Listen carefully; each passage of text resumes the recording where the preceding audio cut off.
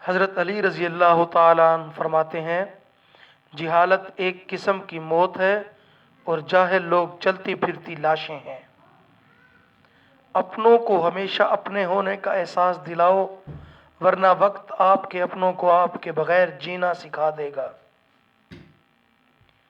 مجھے مایوس ہونے والے شخص پر تعجب ہوتا ہے جبکہ اس کے پاس استغفار کی قوت موجود ہے۔ حق بات کی پہلی نشانی ہے کہ اس کی ہمیشہ مخالفت ہوتی ہے، جس کی کوئی مخالفت نہیں وہ قطعاً حق نہیں۔ خدا کے نزدیک کسی انسان کی عزت جتنی زیادہ ہوتی جاتی ہے، اس کا امتحان بھی اس قدر سخت ہوتا چلا جاتا ہے۔ موت ایک کھلا راز ہے، کھلا اس لیے کہ ہر شخص جانتا ہے کہ موت بہرحال آنی ہے، اور راز اس لیے کہ کوئی نہیں جانتا کہ کب، کہاں اور کیسے۔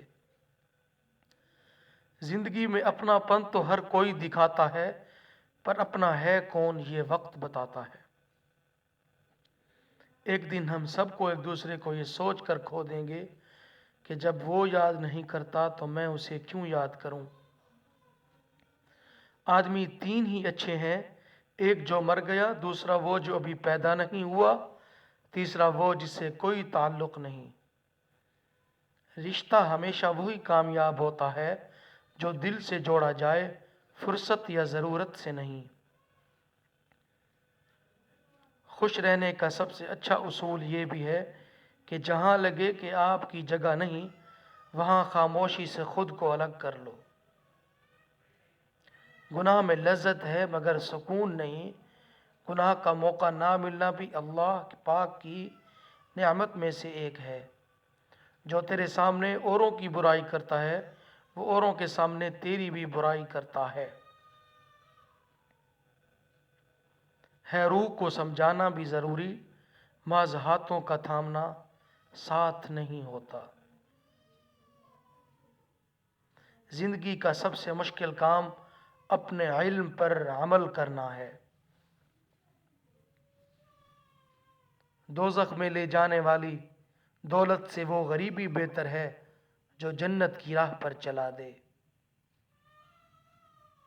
کسی کا کردار اچھا اور کسی کا برا یہ صرف اللہ جانتا ہے، کیونکہ انسان صرف اچھے انسان سے نفرت کرتا ہے۔ مخلص رشتوں کو مجبوریوں میں بھی ضائع نہ ہونے دیں، کیونکہ مجبوری تو ختم ہو جائے گی لیکن رشتے دوبارہ نہیں جڑیں گے۔